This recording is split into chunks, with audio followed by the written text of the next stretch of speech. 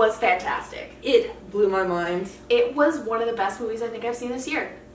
Best book adaptation for Stephen King. It was pretty great. It was a movie we'd recommend.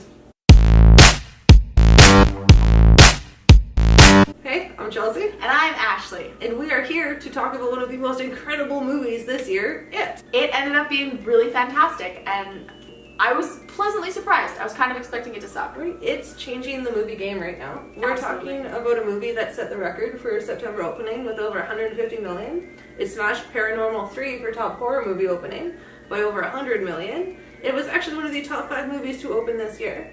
It's changing the way we're going to see movies from now on. So I think a lot of elements went into making this movie so good, but I think the first thing that we need to talk about is the casting. They did a fantastic job. They nailed the casting and they made these characters feel real. Mm-hmm. And it's even more impressive because there are 7 main characters to contend with, and I honestly felt like I got to get to know all of them. Mm-hmm. I think every actor they picked was fantastic in their role. Like Georgie was terribly adorable and then terribly creepy in the next scene over. And like Bev, she was fantastic. That girl can act. I felt her kind of teenage angst, but they didn't fall into that pitfall where like Hollywood does have a problem with writing teenage girls, where they're just kind of whiny and hateable. Bev didn't fall into that. She got like a complex, fully realized character. And even Richie was a great addition. I think that's hard to find a child that can deliver his one-liners. Like that, kudos. And I think like the characters are important too, because it kind of helps it move away from being a typical horror movie. Like I have trouble classifying it as a straight up horror movie. I feel like it's just a good movie with horror elements. That's absolutely true. Because characterization came first, and I think a lot of movies could learn from that. You got a story before you got the scares, I think. And that's what made it such a great movie. Yeah. And the fact that I fell in love with all 7 of these kids. We also got to do a shout out to Eddie. Because that little kid played neurotic perfect. Oh, he was so good. And like the fast speech, like... I don't know how they got him to do that, because those were mouthfuls to deliver. And that kid nailed it. And he did such a good job. And yeah, he did seem so neurotic, and like the way he moved, the way he interacts with the other characters. I think he was actually almost funnier than Richie sometimes. Right? Well, and that was another great thing about it. You have these 2 comedic characters where they could have kind of taken away from each other, and instead they were their own separate, actualized characters. Yeah. Where you get different kinds of humor. It was just brilliant. But like these characters were serviced even more by the plot we got in the movie. Yeah, they separated the 2 parts of the book into the child side and the adult side, and I think that added a lot to the movie. You didn't have the guarantee that they were all going to survive. I was legitimately worried sometimes, because I think that would have been a great curveball if they took out one of the kids. But on the other hand, I'm excited to see them as adults.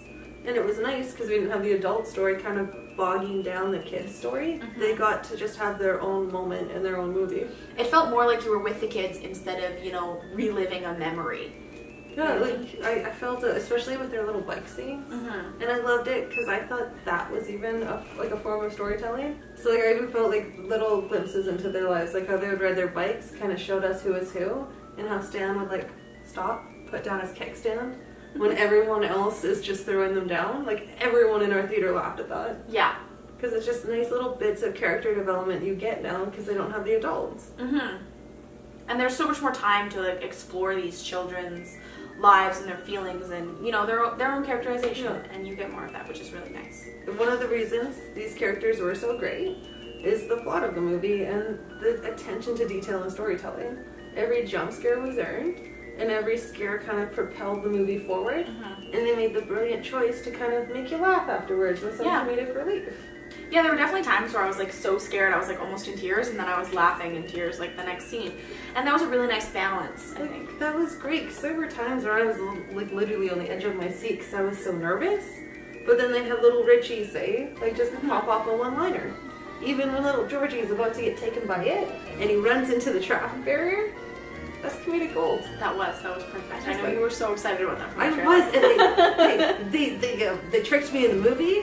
Because he dodges the first one, and I'm like, oh shit, they lied to me. But then he hit it, and I was happy. Yeah, and it was funny. And it's interesting to see like a laugh right before you get a murder, but I think that's a good way to do it. It makes it easier. It makes it easier to take. And it makes it more intense because then you're not just draining the whole movie waiting for some loud pop-out scare. Yeah. And I don't think there was very many like unnecessary jump scares. I would say there's almost none. No. Because yeah, every scare did propel the story forward, and it felt earned. And every scare, I think, also went along with like the kids' story and stuff like that. Well, So it was great. Again, it helped that we saw it from the kids' perspective. So it's not like we were getting scared on our own. We were getting scared from the kids' perspective. Yeah, that was nice. Like there was no woman walking through in the background. Like it was perfect. And a lot of horror movies and movies in general could learn from that. But not only were the kids well cast, the adults were well cast too, and I think they were well characterized. I think this is one of the most brilliant parts of it. It was great to see the adults just be so cringe-worthy, awkward, and like, touchy evil. And just like basically corrupted by the town, I think. It was a great way to pay respect to the book. Because in the book, Pennywise the clown has corrupted the entire town. And to see these adults just be so creepy was awesome. Like, we got to talk about the pharmacist and Bev. Oh my god. That was incredible. That glasses scene, I was like, my skin was crawling. It was little Bev, she's trying to help the boy shoplift. And when she starts flirting with the pharmacist and he flirts back, our entire audience groans. Yeah, the like, you look like Lois Lane, like audible groans, like the entire theater. It was a beautiful moment. And a great example of a Dutch shot. I'm going to throw it out there. For those of you who don't remember, just that simple move to film from that perspective made it that much creepier. And also I think that actually the Dutch angle goes well with a movie like that because it is from the kids' perspective. So they are seeing these like corrupted adults in this kind of way. Yeah, it's those little bits of attention to detail are what made this movie such a phenomenon. And just speaking of corruption in the town, we got to talk about the little video that was playing throughout the movie. There's like a little Easter egg in it where there's just this weird little like Mr. Rogers-esque TV show that encourages kids to get in the sewer. And it also is the thing that encourages Henry Bowers to kill his father. And that was a nice way. It didn't come out of nowhere. Exactly, yeah. It had been sprinkled in throughout. And it was way better than like hearing voices in his head, I think, because you can't really express that very well on film. No, like even Henry, it again shows how the corruption in the town worked, where he's a bully, but he's fucking crazy for a bully. He takes it to that next level. And I think a big part of that is it. Like sure, you're gonna get beat up. I'm assuming that still happens to kids. I hope not, but I'm assuming. But like he carves his name into one of the kids' stomach. I think that's just another reflection of the effect it had on the town. And another thing I think makes the movie really well is the fact that it's just a really well-made film. It is incredible that this was made with a $30 million budget. Like, that's phenomenal, and it shows that when you give the right people money, you can get a fantastic film. Just the effects in the film, combined with how they chose to shoot, made for really great moments. You get these really great moments where it feels personal when it's close-ups on the face and the background's blurred out. But then you get the really intense moments where it's like that sharp angles that kind of draw you in. Not to mention how they filmed Pennywise. Yeah, they stabilized the camera on his face when he was doing the creepy dance. And I think that added a real, like, element of, you know, surrealism that kind of pulled him out of this natural world. It was perfect. It showed just how creepy and inhuman he is. Speaking of like brilliant decisions, how they portrayed fear was also pretty impressive. Yeah, it was nice that Pennywise took the form of all the different fears instead of focusing too much on the clown. I think that kind of basically showed where all the kids were at. Like, you know, Stan being so afraid of this painting in his dad's office and how silly that was, but to him would be a real fear. Yeah, and then you have Bev in comparison, who's dealing with more adult fears from her creepy dad, and that implied sexual abuse, and that fear of sexuality, and that fear of kind of becoming adult. It was different. It was nice to see those different manifestations, and it again showed a great way of differentiating the kids, and it helps you to get to know them a little better. Although I do say it would have been kind of cool, like in the book and in the movie, how they had, you know, like werewolves and mummies and Creature from the Black Lagoon as some of the fears for the kids. That would have been kind of cool just to show how childish some of them are. But I think that they captured that with Stan's fear very well. Like, he's afraid of a painting in his dad's office. It was nice, and I feel like that even then, it was kind of like he's scared to like become a man and do his bar mitzvah. Yeah, that's Like, true. the association. Yeah, because Bev does have a lot more adult fears, and I think she's, yeah. But his, and I think they still have that underlying current of being afraid to grow up. It helped just with the way they portrayed the fear, how the clown would always show up. But it was a nice way to differentiate the movie from the original TV show. Just because I honestly thought it was going to be inevitable that Bill Skarsgård would be compared to the original Pennywise Tim Curry.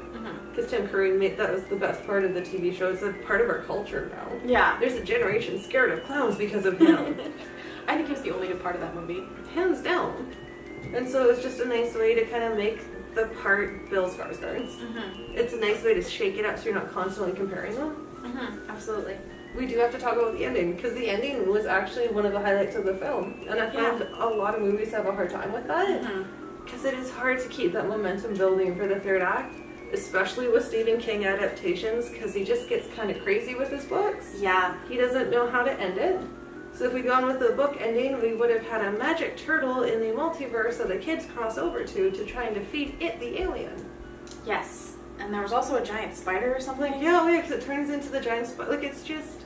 He's a great writer, but I feel like he has trouble ending his books. And, like, they're always kind of a, Yeah. it's over. A throw together, let's just get this shit over with kind of thing. Like, it avoided that with the changes it chose to make. So I'd be like, what were one of the highlights from the final for you? Oh, I would say Ben and Bev's kiss. That was a lot better than Battery Acid. Oh, man. Eddie, in the book and the movie, Eddie takes his inhaler and sprays it on the monster and says it's battery acid. And that's supposed to be like this childhood belief in the fact that it could work, and so because I believe it, it will.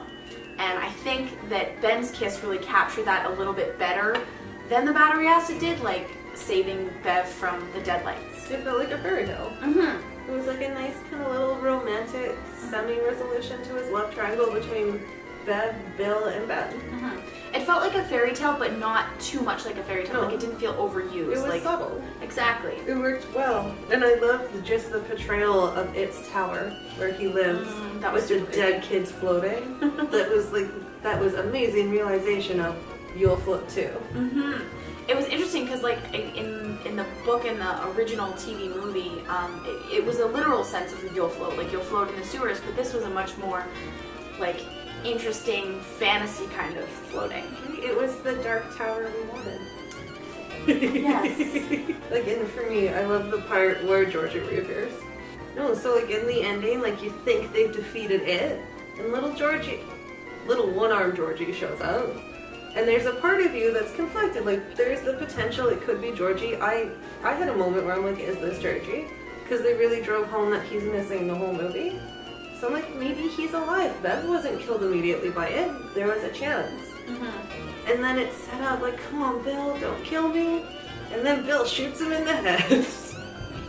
And then there's that second where you think he actually shot Georgie. I mean, you're comforted by the fact that he says, you know, like, boats are girls, Georgie, he already told you. But then you're like, oh my god, but it's a little kid, he might have just forgotten. Like, it was just brilliant, and you feel that heartbreak when Bill shoots his little brother he's been searching for it right between the eyes. It was a great little scene, and they timed it well, and it was heartbreaking. Like, that's like just a great movie. And again, while we love this movie, we will admit it wasn't perfect. There were like a couple little gripes we had. And so for me, one of the biggest issues I had was actually the ending. So in order to get the little boys down into the sewer, it kidnaps Bev and leaves a note for the boys to come find her. And that did briefly take me out of the movie because I didn't like how they turned Bev into a damsel in distress. Although I do think that Bev might have been the weakest character and probably the easiest to target. I still don't agree with that. I would argue Stan. Like, they had to beg Stan to get down there. He'd be easier to steal. But I think Bev was so easy to steal because she did just attack her father, so she was essentially all alone in this world. I could forgive that if we'd gotten to know Ben or Richie's parents. But because they're absent from the storyline, I don't know what their home lives were like. And I would argue Mikey, for that matter. He has his uncle. Our only introduction is in the beginning when Mikey's uncle makes him shoot a sheep in the head. Well, attempts to make him shoot a sheep in the head. And so I don't know if it was fair to say that Bev was the weakest. Yeah, I mean, that's what I thought. I don't like the damsel in distress angle that they did, but That's just my opinion, is that I think she was the weakest. Like, I think it would have worked just as effectively to have another kid go missing. Yeah. I think that would have rallied them together to go searching. And, like, this also bugged me, is why it didn't just kill her. Yeah, just eat her right away. Like, it killed Georgie immediately. You know they're gonna come find Yum, her. arm. Like, just kill her. It was cool that we got to see, like, Pennywise opens his mouth and you get to see the deadlights. That was cool. Nice little Easter egg for us book fans. But, I don't know, just kill her. You're hungry. It could have also been that Bev was the most likable character. Actually, yeah. Yeah. I'd say her or Ben. Yeah, her or Ben. So yeah, that's what I would say.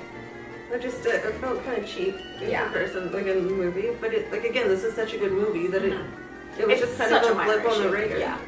And then there was also the leper that Eddie sees. That didn't translate great to screen. That's true. I get why it scared him, but I think there were better ways to kind of show how scared he is of sickness. I don't think they did the makeup too well either. No, on like that that, one. like it was again still good, but in comparison to the rest of the movie, it did feel like a cheap horror movie. Yeah. But you're comparing like Pennywise's makeup and stuff to that, so it's kind of hard to live up to that. But But I agree with you. I give don't think us the look like was great. the one thing the TV series did better is when you have Pennywise in the shower with Eddie. That was scary. And he's like, "Hi, Eddie!" Like in the shower, that's scary, and it's just as effective. Yeah. But again, that would have brought the problem again where you start comparing Skarsgård to Curry. So like, that was kind of a no-win situation. Another gripe I have is the characterization was really good, except I wish there was a little bit more Mikey. I felt like he disappeared in the middle. Yeah, because he's going to be a pivotal character in the sequel. So He's essential in the sequel. Yeah. He's what brings them back together. he is the sequel essentially. So I wish we got a little bit more. And like the tidbits we did get, like about how his family passed away, how he's living with his uncle, how he has to murder sheep. That's an interest. How he's the only black boy in Derry. They briefly mentioned the racism. It would have been cool to kind of build that up a bit and get us more attached to him. Because I do think that is like, it's one of the issues of like the corruption of the town is that the town is so racist, homophobic, and they do cut the homophobic bit. Yeah. But I wish they would have pushed Mikey's plotline a little bit more, and I wish they would have shown his backstory with instead of just telling us. Oh, see, I don't agree with that. Because I do like the little tidbits we got when he's at the butcher and the hands are coming out and they're like trying to get out of the burning building. Little things like that were interesting. And it's like, show us a bit more. Yeah. Tell us a bit more. Yeah, I did. That's the thing is that I wanted a little bit more. And like, again, we think they did a great job considering they had 7 main characters to contend with. Yeah. Like, because I was attached to Mikey too. And I get no feeling for what Mikey was like. It's just little things that were probably not feasible due to time. Yeah. I mean, it was a really long movie. And then this one is just a complaint about Hollywood in general. The teaser and the trailers for it showed the ending. Why is this a trend? I don't understand. Yeah. I don't really understand that either. And like, so in the trailer you see like the kid, like the Losers Club, and they're holding hands. They purposely show a close-up of Eddie's cast that says lover. I was looking for that because I assumed that was going to be before they go down into the sewer. But instead that's the ending of the movie. Yeah, I actually didn't totally love that scene either because I kind of wished like one of the Losers Club had written the V on it. Well, again, that's why I was looking for it. Because you're like, that's something Bev would do, to be like, you know what, you're cool, man. You're not a loser, you're a lover. I thought Bev was gonna do it, and I was disappointed when she So didn't. just putting that in the trailer made me look for it. So again, Hollywood, please end this trend of showing the ending. And our final gripe. It Chapter 1. What was the point of that? Just end the movie, okay? Trust your audience. You made a fantastic film. Trust will be there for part 2.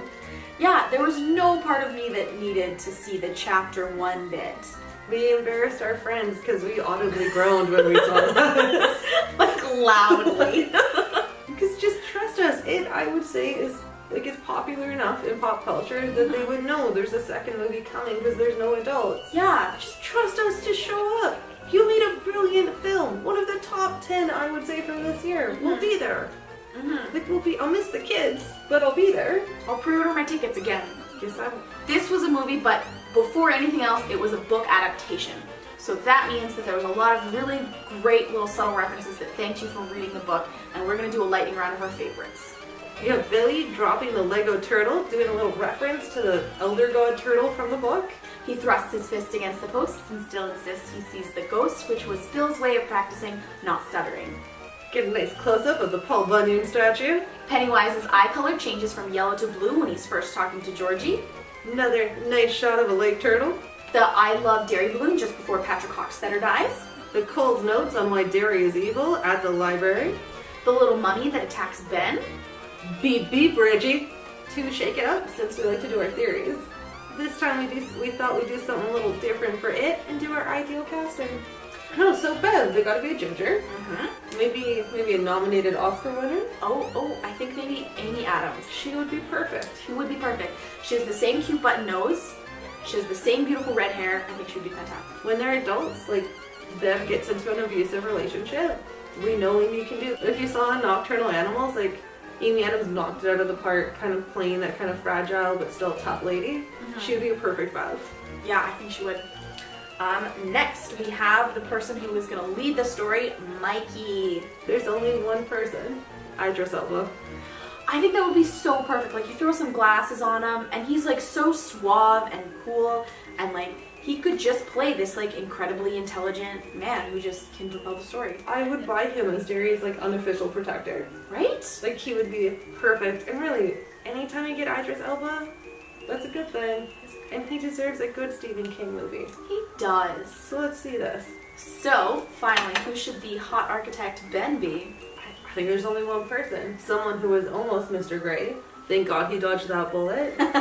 Who's waiting for his Hollywood breakout? Charlie Hunnam. Yeah!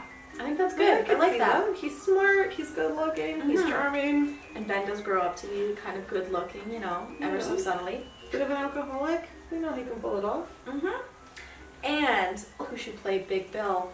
Now this one, we as producers of it too, feel like we should go a little bit, you know, maybe hit the television, go for the star of Mr. Robot. Now, like, Rami Malek would be like perfect because he is charismatic, he's good looking but not too good looking, and he's just, again, a charming guy where you believe these guys would rally around him. And he looks enough like Bill, he could pull it off. Yeah. And who do we want to see die? So like, for those of you who don't know, spoilers, Stan will most likely die in the next movie because he can't stand taking it. And I really want to see Dane DeHaan kill himself. I think it's a good casting choice because he does kind of look like a weaker character, and he's not a good main character. No, and he looks enough like the kid stand to pass. And it's enough where like he's recognizable but not too recognizable. He'll get you to like the character a little bit, but you're not going to be too sad when he dies. Yeah. And so hopefully, and he's surprisingly old. We actually Googled this to make sure he's in the right age range. He's 31, even though he looks like a teenager. And it also, I think, that would capture like his childlike essence, you know, because Stan is the most childish, and he was the one who was most unable to deal with it because he was the most immature. And our favorite Oedipus complex, Eddie. Who should play Eddie? Now for this one, the producers want to follow in the tradition of Hollywood right now and throw in a Game of Thrones actors. That's what you do to be legit. And we would cast Gethin Anthony, who played Renly Baratheon. Yeah, I think that'd be good. Because he can play like the nice character. He was in this TV show called Aquarius, and he can play Charlie Manson and make it work.